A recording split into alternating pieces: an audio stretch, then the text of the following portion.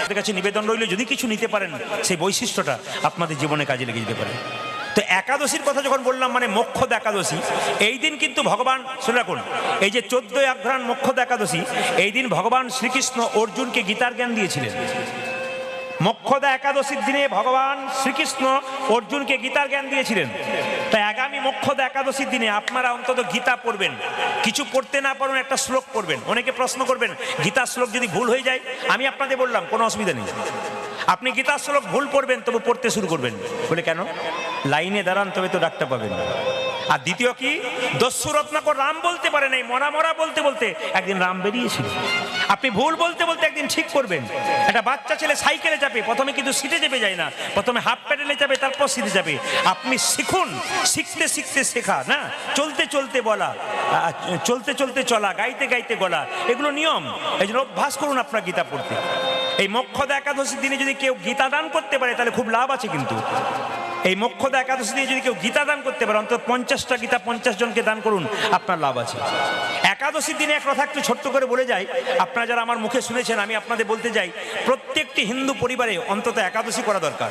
কেন? মুসলিম সমাজে 30 দিন রোজা রাখা হয়। আশ্চর্যের ব্যাপার, ভোর 4টে থেকে সন্ধ্যে 6টা পর্যন্ত জল খাওয়া তো দূরের কথা, থুতু পর্যন্ত গেলে না। আর আমাদের সবচাইতে লজ্জার ব্যাপার, একাদশী করতে আমাদের কষ্ট হয়।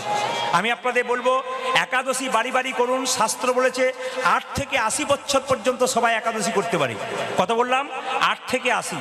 যদি কেউ অসুস্থ থাকে সে কি একাদশী করে ওষুধ খেতে পারে? হ্যাঁ, ওষুধ খাবে, তবে কিন্তু একাদশী করতে পারে।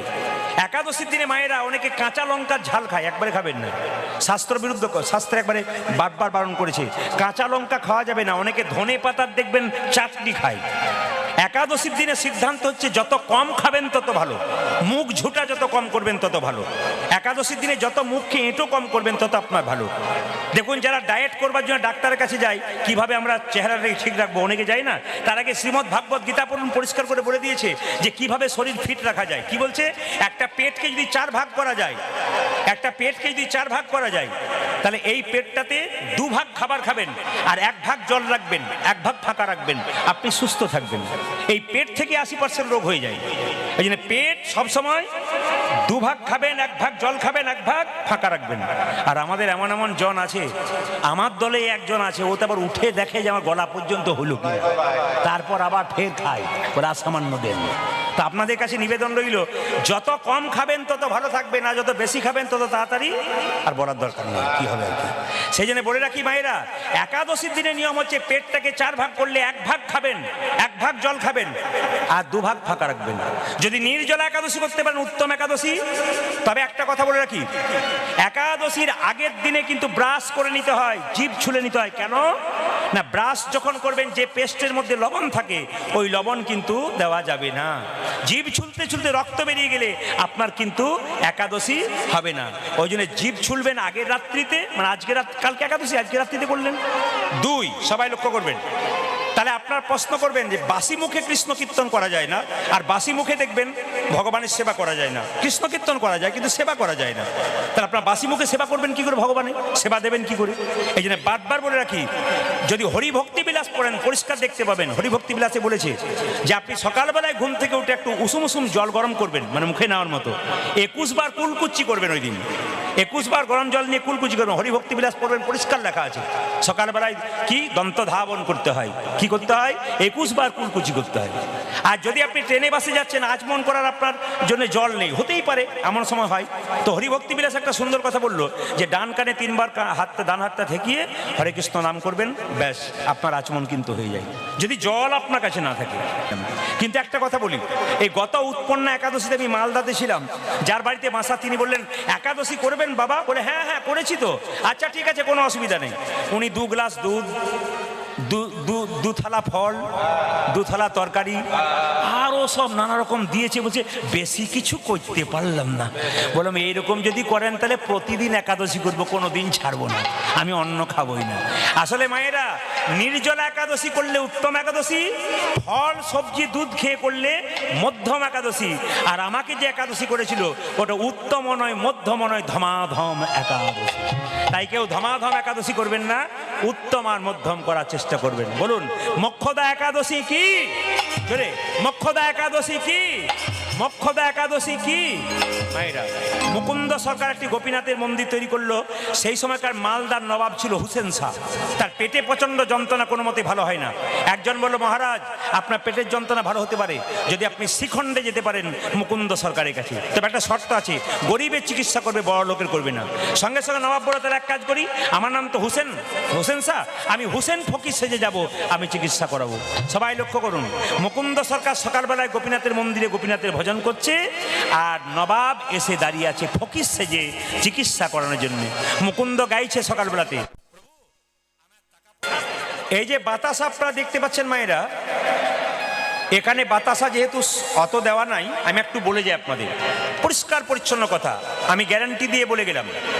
আপনারা ভক্ত রঘুনন্দন লীলা পড়বেন, বলছে এই যে নাড়ু প্রসাদ ছোট্ট রঘুনন্দন গোপীনাথকে খাওয়াচ্ছে, এই প্রসাদ যদি কেউ ভক্তি ভরে বাড়ি নিয়ে যেতে পারেন, তবে তার অনেকগুলো লাভ আছে। প্রথম লাভ কি? বলছে বাড়ির ছোট্ট বাচ্চা যদি খুব চঞ্চল হয়, খুব অস্থির হয়, প্রতি বৃহস্পতিবার বাচ্চাকে একটা তুলসী পত্র, একটুখানি বাতাসা, সকালবেলায় স্নান করে তুলসী মন্দিরে জল দিয়ে তুলসী মন্দির পরিক্রমা করে যদি এই বাতাসা সহ তুলসী পাতা বাচ্চার মুখে জয় গোপীনাথ 3বার বলে দেওয়া যায়, 1 বছর দিলে বাচ্চা আস্তে আস্তে ধীর হয়, শান্ত হয় এবং কৃষ্ণ ভক্ত হয়। শুধু তাই নয়, বিদ্বান হয়। শুধু পরীক্ষা করে দেখতে বলছে, আমি আপনাদের শুধু বলে গেলাম, আপনারা শুনে নিলেন তা নয়, আপনারা পরীক্ষা করে দেখুন 1 বছর। কারণ এই লীলা শোনার পর যারাই শুনেছে তারা প্র্যাকটিক্যাল দেখে নিয়েছে, অনেকের উপকার হয়ে গেছে। 2, যদি বাড়িতে কোনো অশান্তি থাকে, তুলসী গাছে জল দিয়ে এই বাতাসাটাকে দিয়ে 4 বার পরিক্রমা করুন বাড়িতে প্রতি বৃহস্পতিবার, লাভ আছে। 3, যদি কোনো বাড়ির কোনো ব্যক্তির অনেক দিন ধরে রোগ হয়েছে, দুরারোগ্য নয় কিন্তু রোগ হয়েছে, সারছে না, যদি জয় গোপীনাথ বলে তুলসীপত্র দিয়ে বাতাসাটা বৃহস্পতিবার দিন খেতে পারে, তার অনেকটা সুস্থতা বজায় থাকবে। আপনারা যারা এই বাতাসা কীর্তনের শেষে সবাই পাবেন না, একটা শুধু কথা বলে যাই, আপনারা প্রশ্ন করতে পারেন, আপনি বলেন 1 বছর খেতে হবে, একটা বাতাসা 1 বছর চলবে কি করে? আপনি একটা কাজ করতে পারেন, বাড়ির যে তুলসী মন্দির রয়েছে ওখানে 1 কেজি বাতাসা কিনে হরির লুট দিতে পারেন। ওই হরির লুটের বাতাসা ভরে রেখে, কৌটোতে ভরে রেখে প্রতি বৃহস্পতিবার একটা করে ব্যবহার করতে পারেন, আপনার লাভ আছে। এবার শুনে নিন, শ্রীখণ্ড গ্রাম বর্ধমান জেলার 2 ভাই, বড় ভাইয়ের নাম মুকুন্দ সরকার, ছোট ভাইয়ের নাম নরহরি সরকার। মুকুন্দ সরকার পেশাতে ছিল কবিরাজ, চিকিৎসা করত, আর ছোট ভাই তার সঙ্গে কম্পাউন্ডারি করত। একদিন ছোট ভাই বড় ভাইকে বলল, দাদা, ভক্তদের মুখে শুনলাম যে শ্রীবাসঙ্গনে মহাপ্রভু আছেন, তাকে যদি একবার দর্শন করা যায় তবে তার আশীর্বাদ পাওয়া যায়, তো দাদা একবার গেলে হয় না শ্রীবাসঙ্গন, একটু মহাপ্রভুর আশীর্বাদ নেব। দেখুন গল্পটি শুনবেন, লীলা কিন্তু খুব সুন্দর, এর মধ্যে পদাবলী নেই তা নয়, এর মধ্যে সুন্দর পদাবলী আছে। আপনারা যখন শুনবেন তখন বুঝতে পারবেন, কারণ কীর্তনে যে জায়গাতে হচ্ছে সেই জায়গাটা হচ্ছে একটা মহাজনের জায়গা। মানে আমরা কাকুকে একজন মহাজন মনে করি। মহাজন মানে তিনি কীর্তনের কি জানেন না, জাহাজ মানুষ বটেন। শুধু তার জায়গাতে কীর্তন করলে পদ গাইবে না তা কিন্তু নয়, পদাবলী যুক্ত গান, এর মধ্যে পদাবলী অনেক পাওয়া যাবে। সবাই লক্ষ্য করুন তো, ছোট্ট মায়েরা, হ্যাঁ, মুকুন্দ সরকার চিকিৎসা করতো, আর ছোট ভাই কি করতো? কম্পাউন্ডারি করতো। ছোট ভাই বলছে, দাদা একবার গেলে হয় না শ্রীবাসঙ্গন? বলে কি করে যাবি, এখান থেকে তো অনেক রাস্তা। তখনকার দিনে তার গাড়ি ঘোড়া ছিল না, পায়ে হেঁটেই যেতে হতো, তা যাবি কি করে রে? বলছে, দাদা সাধুগুরু বৈষ্ণবের মুখে শুনেছি কেউ যদি হরিনাম করতে করতে চলে যায় তার রাস্তা নাকি অনেক তাড়াতাড়ি খাটো হয়ে যায়। আমি আপনাদের বলবো, রাস্তা দিয়ে চলে যাচ্ছেন, যদি আপনার টেনশন বাড়ছে, গাড়ি ঘোড়া নেই, হতেই পারে কোনোদিন আপনি কি করবেন? কৃষ্ণ নাম করতে করতে চলে যাবেন। ছোট্ট মুকুন্দ সরকার, নরহরি সরকার 2 ভাই মিলে চললো কোথায়? মহাপ্রভুর কাছে আশীর্বাদ নেবার জন্যে। হাঁটতে হাঁটতে চললো, কীর্তন গাইতে গাইতে। সবাই মিলে চলুন তালি দিয়ে দিই। কৃষ্ণ কেশব কৃষ্ণ কেশব কৃষ্ণ কেশব তাহি নাম, রাম রাঘব রাম রাঘব রাম রাঘব রক্ষমা। উলধ্বনি হরে কৃষ্ণ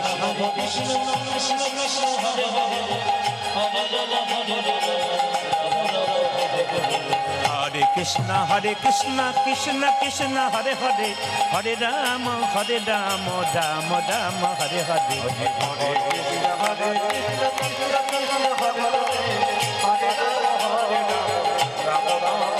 মায়েরা এই যে তাকান, আপনারা 3 ঘন্টার কীর্তন শুনতে সে কতজনের কত কষ্ট হয়। যদি বৃন্দাবনে যান, আমি কদিন আগে গিয়েছিলাম বৃন্দাবন, মাস 2 আগে, আমার ছেলেদেরকে নিয়ে, সবাইকে নিয়ে, আমার পরিবার সহ আমার দলের ছেলেদেরকে নিয়ে গিয়েছিলাম। তো রাধাকুণ্ড শ্যামকুণ্ড তীরে দেখতে পেলাম কত ভক্ত সকাল ভোরবেলায় স্নান করে ভিজে কাপড়ে শুধু রাধে রাধে বলে কেঁদে যাচ্ছে ঘন্টার পর ঘন্টা। আর আমাদের 2 মিনিট তালি দিতে কত কষ্ট হয়। একটু বিচার করবেন, তারা পাবে না তো কি আমরা পাবো? আমরা সবাই মিলে গাইব একসঙ্গে হাত তালি দিয়ে, কৃষ্ণ কেশব কৃষ্ণ কেশব কৃষ্ণ কেশব তাই নাম, রাম রাঘব রাম রাঘব রাম রাঘব রক্ষমাম, হরে কৃষ্ণ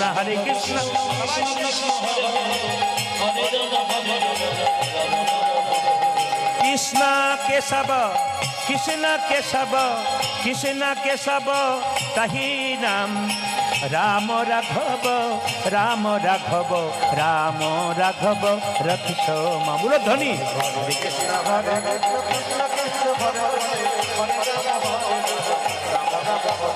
কৃষ্ণ কেশব কৃষ্ণ কেশব কৃষ্ণ কেশব তাহি নাম, রাম রাঘব রাম রাঘব রাম রাঘব রক্ষমা।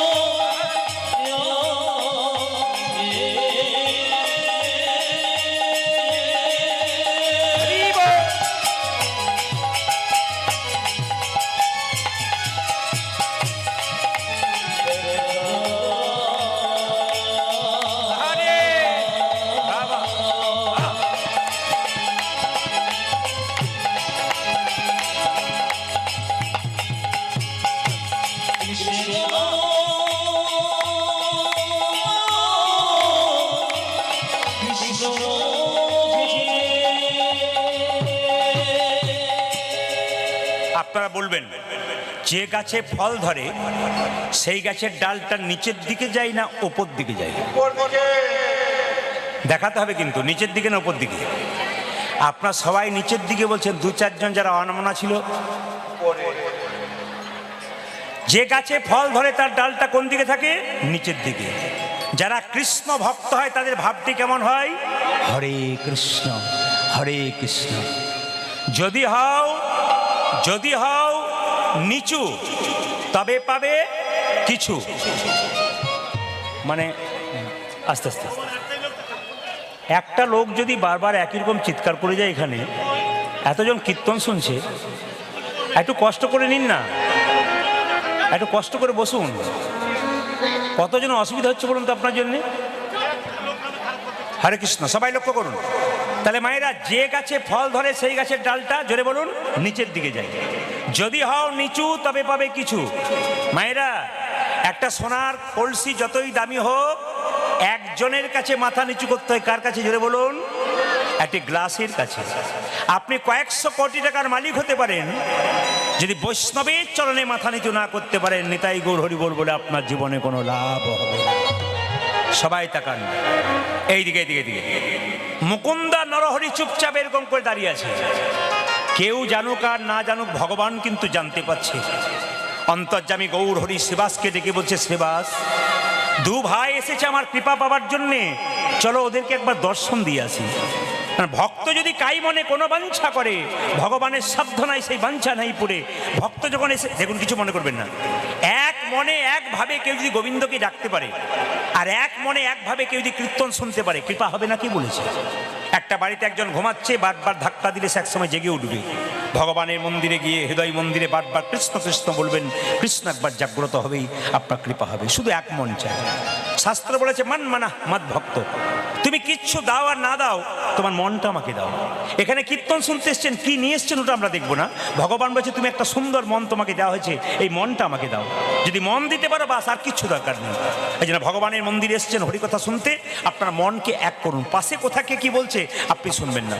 ব্রজগোপী যখন কৃষ্ণের কাছে ছুটে গিয়েছিল, তখন এতজন ছুটছে, কেউ কারোর দিকে তাকাচ্ছে না। কেন? লক্ষ্য একটা, কি? কৃষ্ণের চরণ। সবাই লক্ষ্য করুন।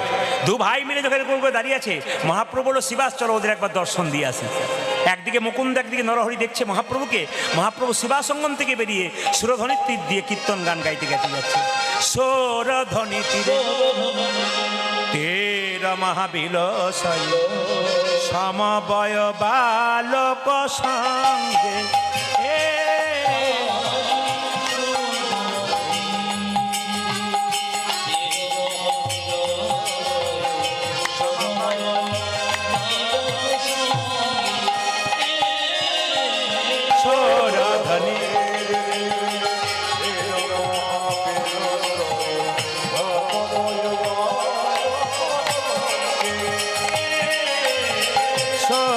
ধ্বনি তীরে তীর মহাবিলাসায় সমবয় বালক সঙ্গে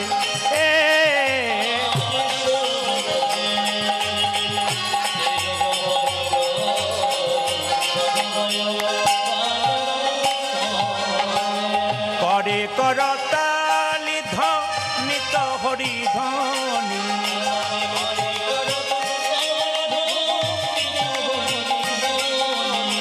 করে করতালি ধ্বনিত হরি ধ্বনি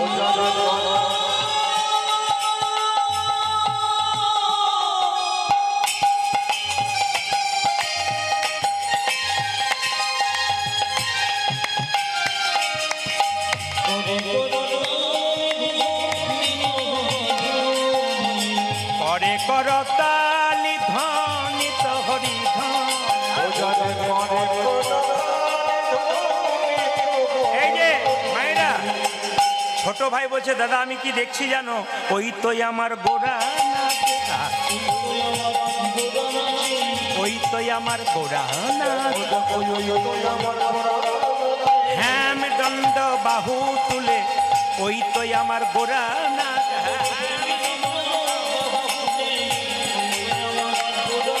হ্যাম দণ্ড বাহু তুলে, ওই তো আমার গোড়া নাচ।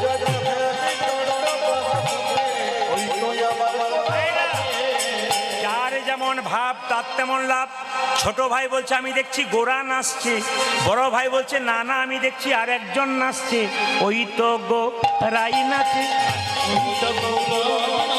ওই তো গোরাই নাচে, অন্তরে যার শ্যাম নাচে, ওই তো আমার গোরা নাচ। অন্তরে যার শ্যাম নাচে, বাইরেও গোড়াই নাচে। সুরধ্বনি তীরে তীর মহাবিলাসায় সমবয় বালক সঙ্গে উলধ্বনি সুরধ্বনি তীরে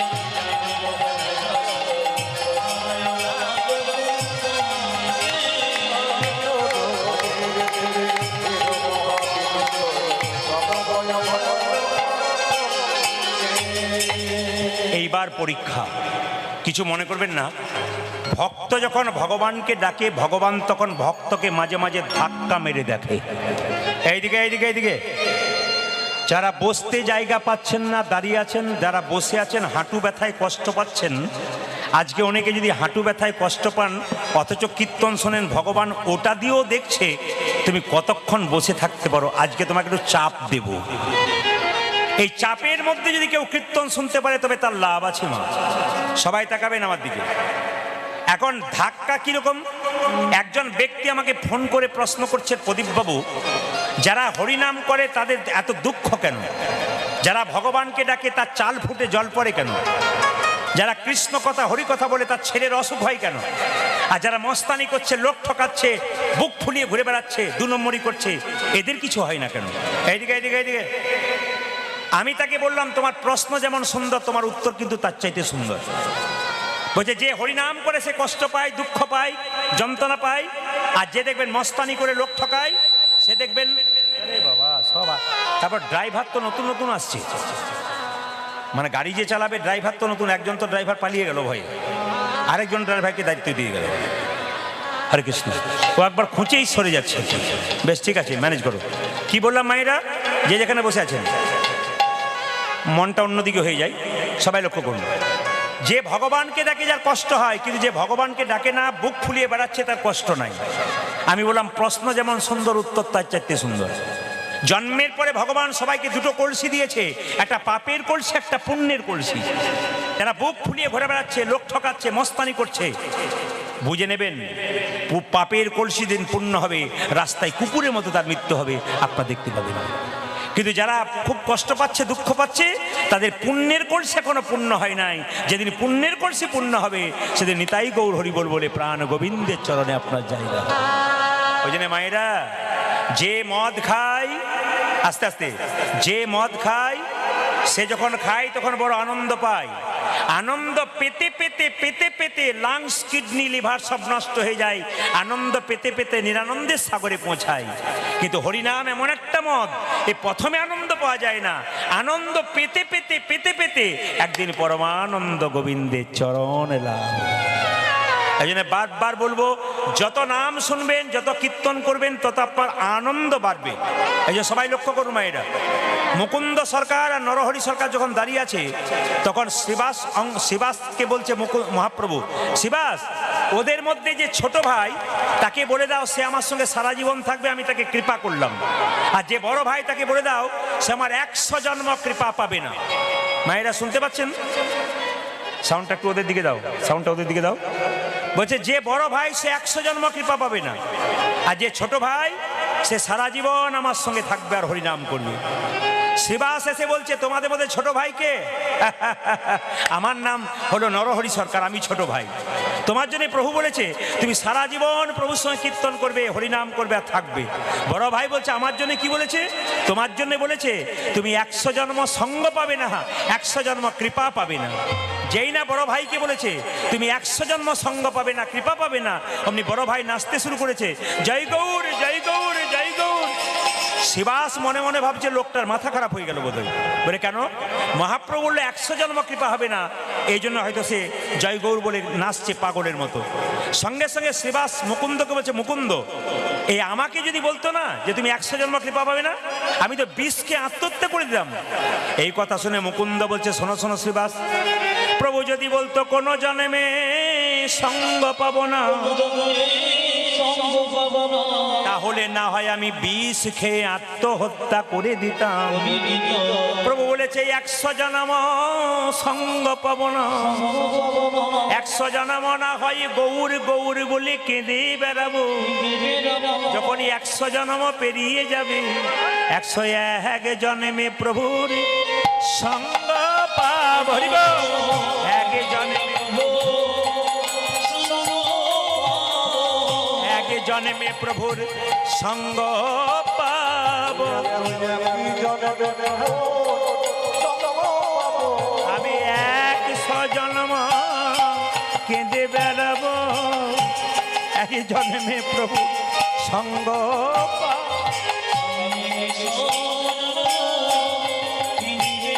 101 জন্মে প্রভুর সঙ্গ, আমি 100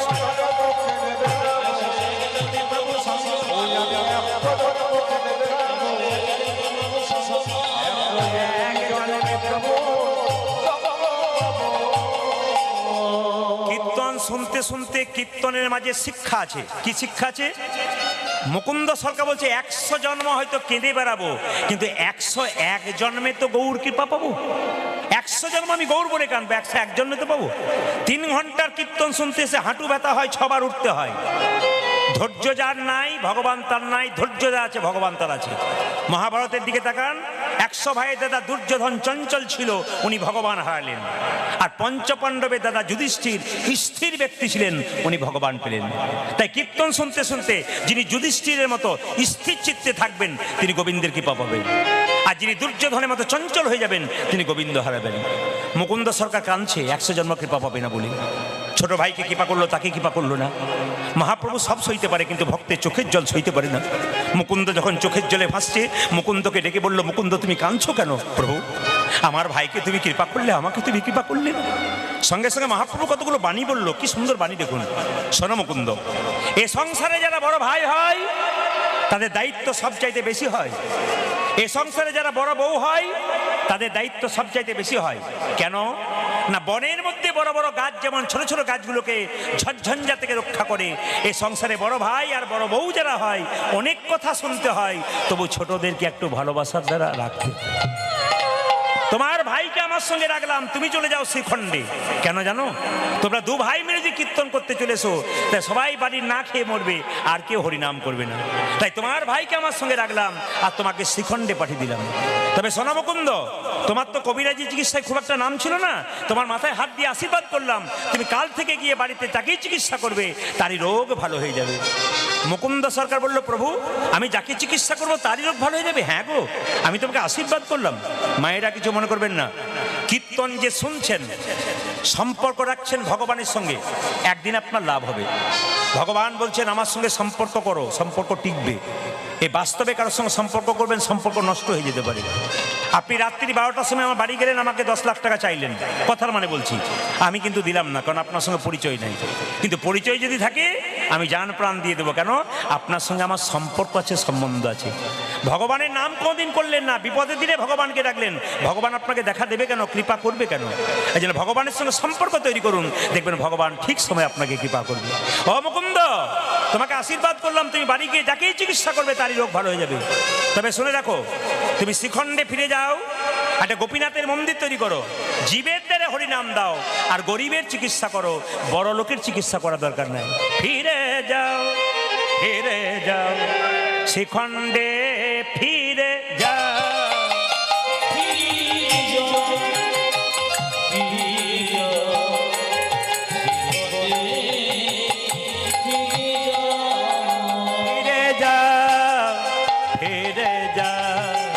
শ্রীখণ্ডে ফিরে যাও, ফিরে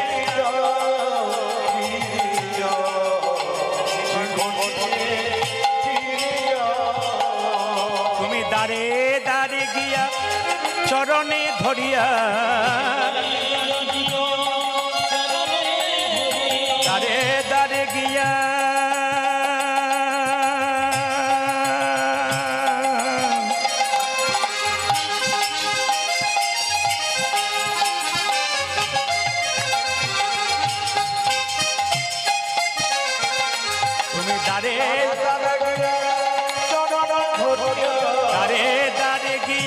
চরণে ধরিয়া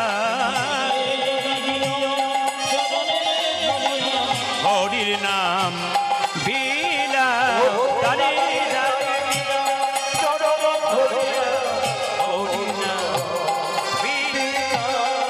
ফিরে যাও, ফিরে যাও, শ্রীখণ্ডে ফিরে যাও, ফিরে যাও।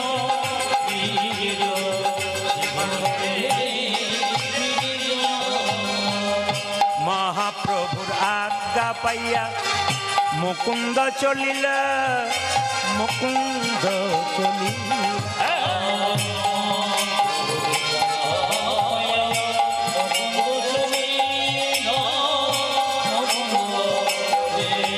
মহাপ্রভুর আজ্ঞা পাইয়া মুকুন্দ চলিল, মুকুন্দ চলিল।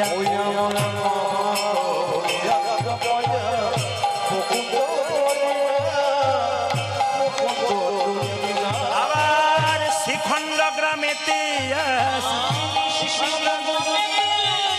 শ্রীখণ্ড গ্রামেতে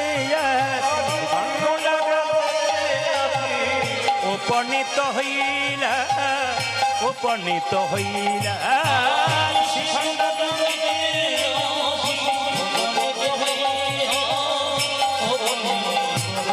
বলো বলো হরি বল, বলো বলো হরি, বলো বলো হরি বল, বলো বলো বলো বলো।